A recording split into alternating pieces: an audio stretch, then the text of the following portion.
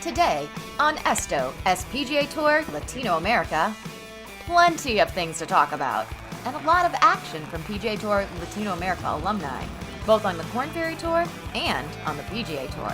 Me doy cuenta que sí se puede, sí tengo lo que se necesita para ganar en el PGA Tour otra vez como lo hice esta semana. Entonces, esta semana probablemente cambió mi vida.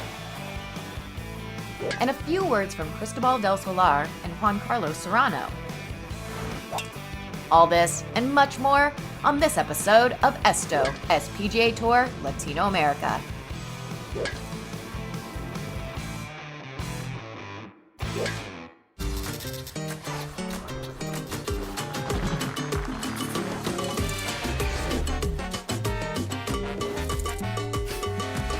Esto, PGA TOUR Latinoamerica.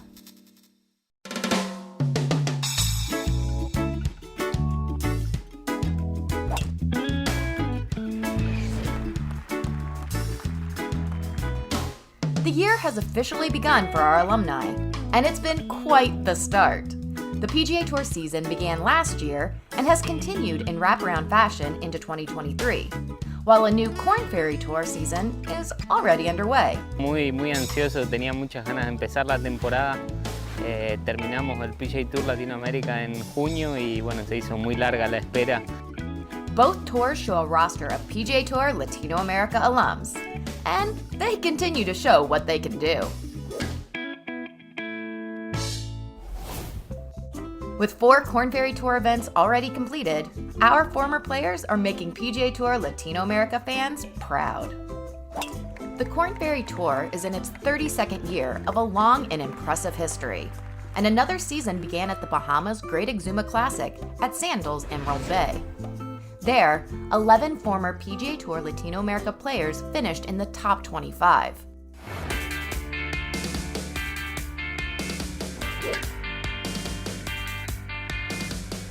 Only a late bogey and a double bogey in the final round prevented Shad Tootin from finishing higher on the scoreboard and perhaps taking home his first Korn Ferry Tour title.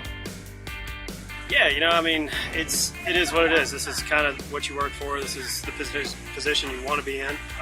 But again, I'm just trying to do what I can do and keep the ball in play and just keep working hard. Tootin settled for a tie for 4th at 11 under par, along with 2 other PGA Tour Latinoamerica alumni, Will Bateman and Daniel Mernicki.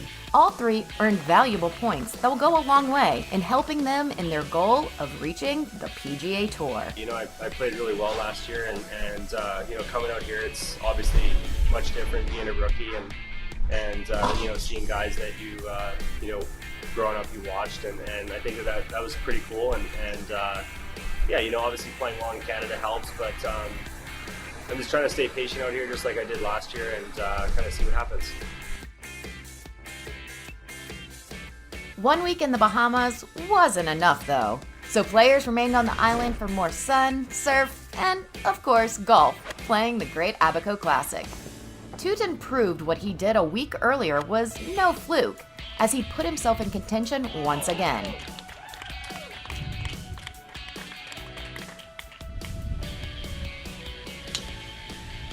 Seven days after his 4th place performance, he tied for 3rd, 3 strokes out of the Ben Silverman Cody Blick playoff that Silverman ended up winning.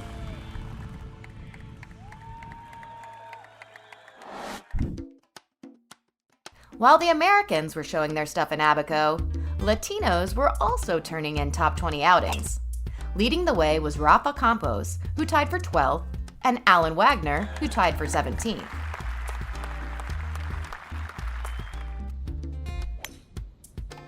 After the players' 2-week island adventure, it was off to Latin America for a visit to Panama for the Panama Championship.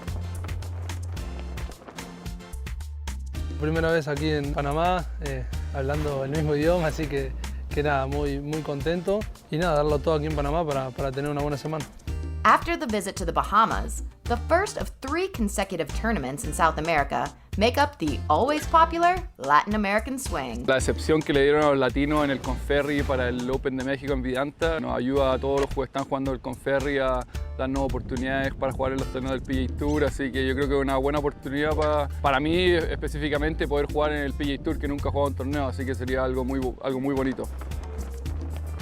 Canada's Will Bateman, a 2015 PGA Tour Latinoamerica tournament winner, and the 2022 PGA Tour Canada Player of the Year, came excruciatingly close to hoisting the trophy in Panama City, suffering a 72-hole bogey to miss by a shot from qualifying for the three-man playoff. Bateman settled for a tie for fourth, while Mexico's Roberto Diaz tied for eighth, at even par, during a week of difficult scoring conditions.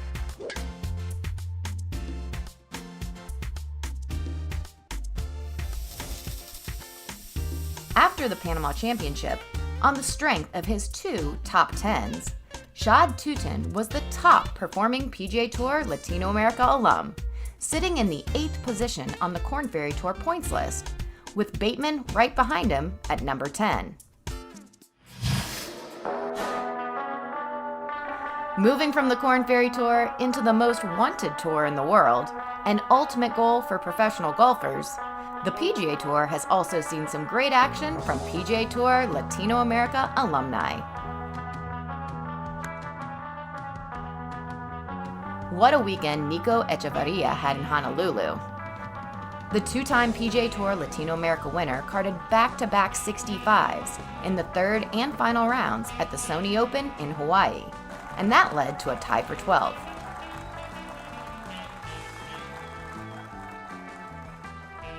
Hay diferentes metas a corto plazo y a largo plazo. Yo creo que probablemente la meta principal va a ser entrar a la FedEx Cup. Este año son 70 y no 125 como era antes. Y pues coger momentum y empezar a pasar cortes y darme la oportunidad de ganar. That finish marked Echevarria's top performance in his young PGA Tour career.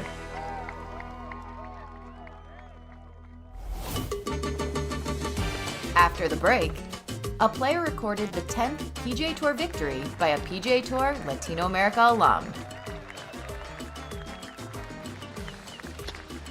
The victory was the first by a former player during the 2022-23 season. This Colombian winner is following in the footsteps of Camilo Villegas. Next on Esto, as PGA Tour Latinoamerica.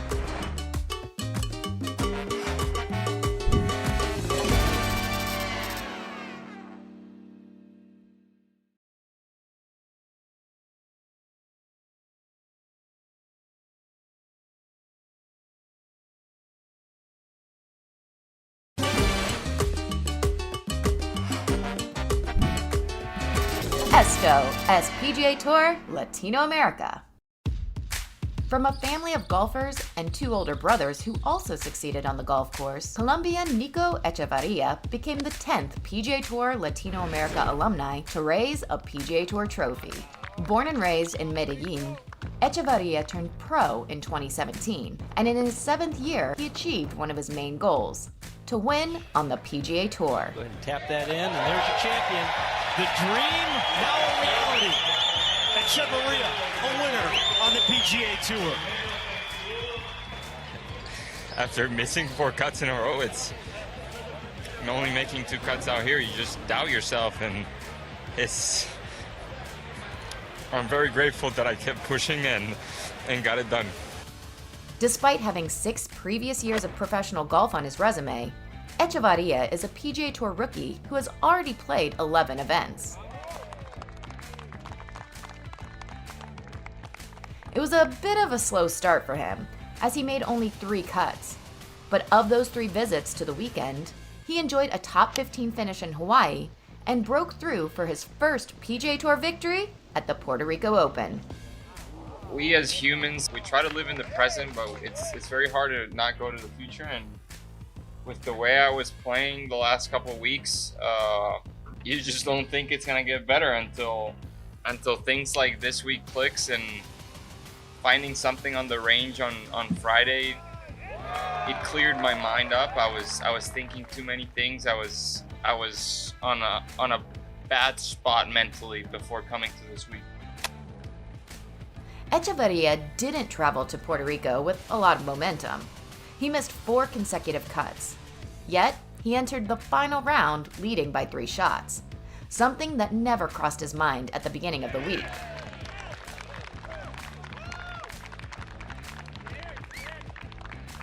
Honestly, I didn't see this happening at the beginning of the week. I was kind of struggling mentally and with my game. And it's probably the week that I put the least amount of effort on the practice rounds. I only played 9 holes on Tuesday, and I played 9 holes on the Pro-Am.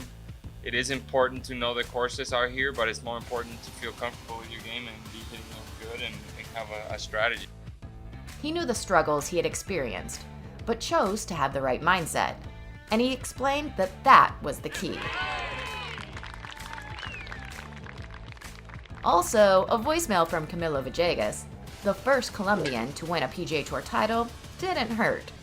On Saturday night, right after Echavarria claimed the lead, his mentor was kind enough to warn him about the feelings of being in PGA Tour contention and what to do in that situation.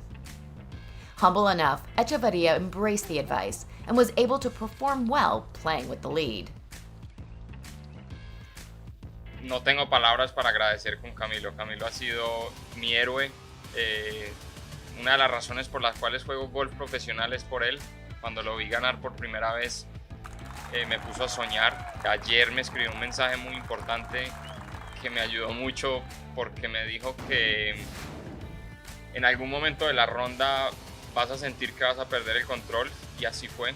Al principio en el hoyo 6 sentí que se me iba de las manos. Un tiro muy malo que probablemente tuvo un poco de mala suerte, pero pude probablemente hacer el mejor bogey de mi vida hasta ahora. Y bueno, muy contento por tenerlo a él como guía y como alguien que puedo contar en cualquier momento de mi carrera.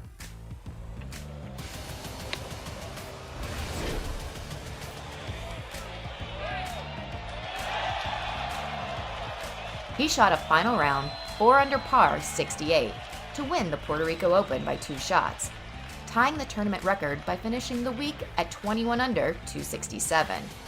He was able to raise his first PGA Tour trophy.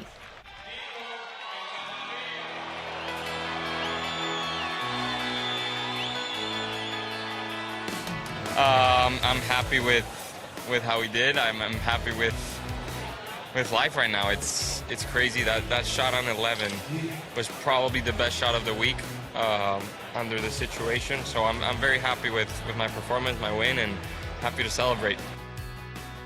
As if winning a PGA Tour victory wasn't enough, the triumph also gave Echavarria a few more perks. First, and more immediate, was a playing spot the following week at historic TPC Sawgrass for the Players' Championship. Entrar al Players era algo soñado que quería esta temporada.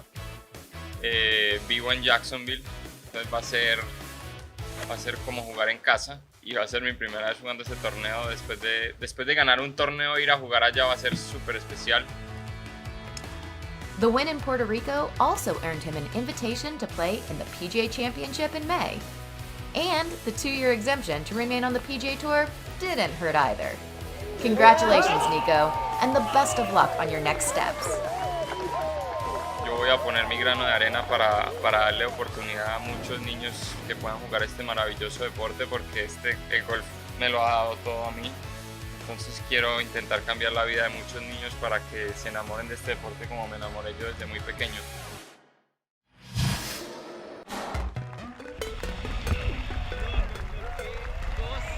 Hola, soy Juan Carlos Serrano de México y les voy a contar 5 cosas que probablemente no sepan de mí.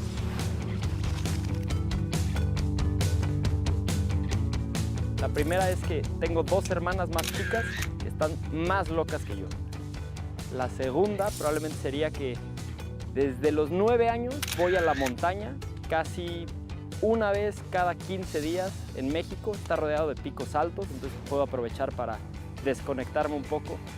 La tercera es que desde los 6 años juego ajedrez. Hoy por hoy juego por lo menos 2 partidos diarios. Empecé pues porque mi abuelo me daba clases. Él me enseñó a jugar a los 6 años y se volvió algo recurrente, y es una manera de pues, practicar mi concentración y aprender de cosas nuevas. La cuarta podría ser que pues, llevo un año tomando clases de salsa y se ha vuelto un momento muy feliz en mi semana, probablemente el más feliz de mi semana.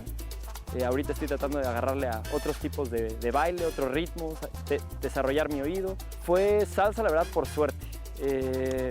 Un amigo y yo nos metimos, así de hay que meternos. Pues va. Conocimos una maestra que resultó ser un ángel. Me dice las mismas cosas de mi baile que mi psicóloga me dice del golf.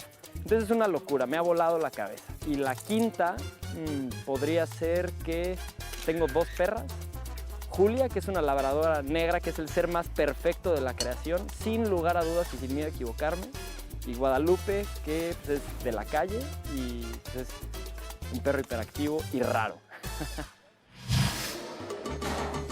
Stay tuned, because after the break, we will sit down with Cristobal del Solar, and we'll take a look around social media to find out what is going on with our players off the golf course.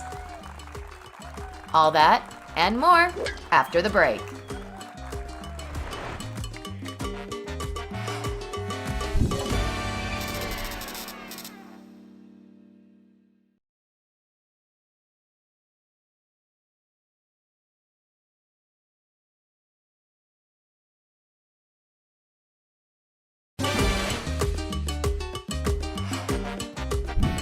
Esto as PGA Tour Latinoamérica.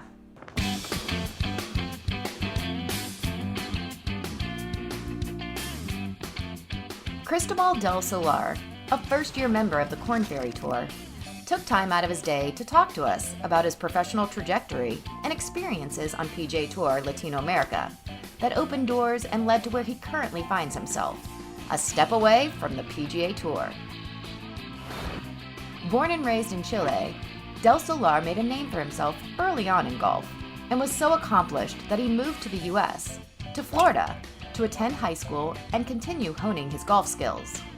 After a successful 4 years at Florida State University, he embarked on his pro career, eventually seeing action during 4 PGA Tour Latinoamerica seasons.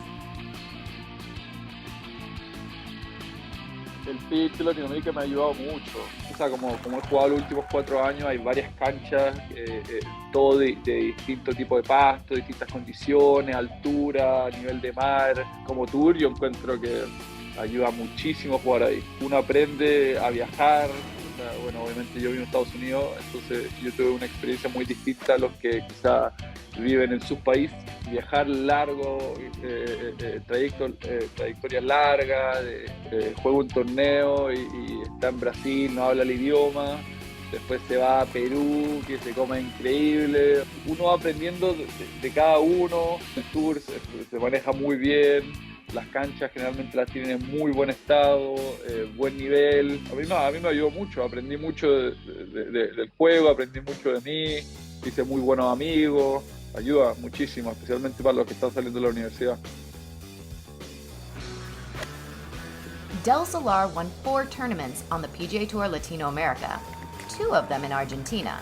Those were the 87th Oste Abierto del Centro and the 2022 Neuquén Argentina Classic. His other 2 victories came at the 2018 Puerto Plata Open and the 2022 Volvo Golf Championship. It was precisely that victory at El Rincón de Cajica that allowed him to finish second in the Total Play Cup point list last season, an accomplished goal in his ascent to the Korn Ferry Tour. En enero, cuando partió el Korn Ferry, ya había hablado mucho con Mito respecto a los primeros torneos en Bahamas y me dijo que Exuma era ridículamente difícil. Es muy intimidante del tee, el viento, el agua del mar, los fairways son muy angostos, primer torneo del año, entonces yo diría que todos están un poquito ansiosos y bueno, o sea, obviamente muy feliz de que yo pasé ese corte, pero ya entrando la semana sí está muy ansioso. After tying for 31st at the Bahamas Great Exuma Classic, he improved on that with a tie for 27th at the Bahamas Great Abaco Classic. Del Solar proved he belonged and looked forward to playing in Panama and Colombia, perhaps with a few less nerves. En Panamá ya fue el tercer torneo de la temporada, entonces ya obviamente ya los nervios la ansiedad ya como que ya no estaba tanto, obviamente igual. Ya conocía la cancha, entonces jugué el LAC ahí, el Latin American Championship, y ya sabía lo que venía, entonces ya sabía que la cancha era dura, el viento era fuerte. His best performance in the young season is a tie for 13th at the Estera Golf Championship. Y Bogotá, bueno, la semana siguiente, hermoso. O sea, a mí me gusta Bogotá. Jugamos en dos canchas distintas, una que se llama Fundadores y otra que se llama Pacos. Y Fundadores es un canchón. Pacos era más corta, pero era muy, muy tricky, o sea, muy corta, pero banderas muy escondidas. Entonces hay que ser muy estratégico, dependiendo, o sea, de posicionar la pelota. His early season prowess will allow him to get into tournaments and play the rest of the Korn Ferry Tour season in the US. He also understands he will be playing on golf courses he's never seen, layouts of which he's not familiar. La mayoría de los torneos que se juegan con Ferry acá en Estados Unidos no conozco muy, o sea, de hecho no conozco ninguna cancha. La rutina y los entrenamientos siguen siendo igual, las rutinas de torneo siguen siendo igual, así que ojalá que se vayan dando las cosas y que Serrano nos vaya bien también en Chile y el resto de la temporada. Despite that, Del Solar is excited about the unknown territory he's about to enter. Also, after 7 years, the Korn Ferry Tour returned to Chile for the Estera Chile Classic. Del Solar relished the opportunity to return home and play as a local on a course that he knows well. Sí, el Korn Ferry en Chile es definitivamente uno de los torneos especial. Por lo menos de que yo he sido pro, nunca se ha jugado un torneo de tan alto nivel en Chile. Ya, o sea, la cancha la conozco muy bien. El diseño original me la sé de memoria. O sea, no necesito ahí ayuda estratégica, pero ahora que cambiaron un par de tips, vamos a ir viendo cómo va. La cancha sí es buenísima, el green es muy bueno, el pasto es bueno, el club en sí es buenísimo, en la mitad de Santiago, en una zona muy buena, entonces yo creo que va a ser un muy buen torneo. The main goal of every professional golfer is to become a PGA Tour member, but that is no easy task. To get there, Del Solar will have to continue making cuts and then turning it on during the weekend. It will require patience and resilience. La meta de todo golfista que juega el Korn Ferry es entrar al PGA Tour. Así que obviamente yo también tengo esa meta, pero al principio del año, como te dije, la meta principal, yo creo, de los primeros 4 o 6 torneos era tratar de jugar bien y darme la chance para jugar el resto de la temporada. Y bueno, ya lo conseguí, entonces ahora las metas van cambiando un poco. He understands the battle ahead and is confident he is ready, knowing he can't rely on luck. Good luck for the rest of the season, Cristobal, and hopefully we will see you soon on the PGA Tour.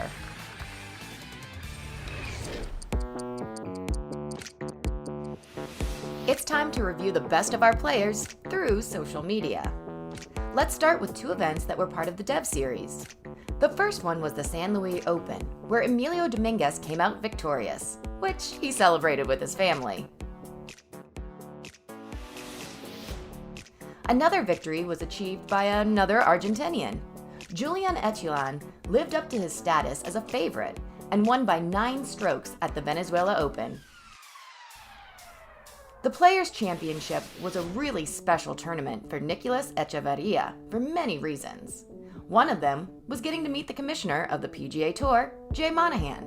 And of course, Nicholas's smile said it all. On the next episode of Esto, as PGA Tour Latinoamerica, see the highlights from the Termas de Rio Hondo Invitational, PGA Tour Latinoamerica's first tournament of 2023, and the Roberto de Vicenzo Memorial 100 Years. We will also find out who won the Zurich, Argentina swing. There is so much to cover and recap, so get ready for the next edition of Esto as PGA Tour Latinoamerica.